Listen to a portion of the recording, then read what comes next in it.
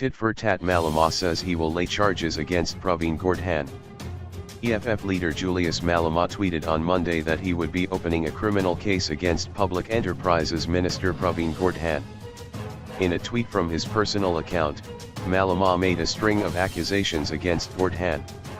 Opening a criminal case against Pravin Gordhan tomorrow, November 27, 2018, 11 a.m. at Brooklyn Police Station, said a tweet from his account.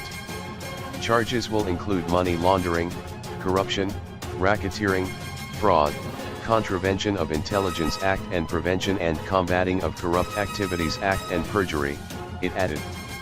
Malema's move comes just hours after Gordhan laid charges of crime and injuria, incitement of violence and criminal defamation against the EFF leader.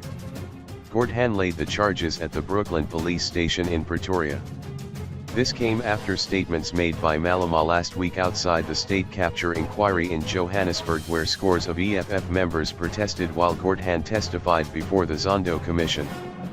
In that address, Malema accused Gordhan of being corrupt, a dog of white monopoly capital, and claimed that Gordhan hated black people.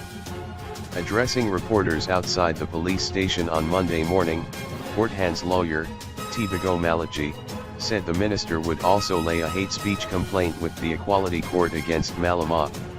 Those statements were hurtful, intended to incite hatred and constituted hate speech, Malachi said. He said the minister would demand that Malema pay R150,000 for his statements. That amount, if granted, would be donated to charitable causes.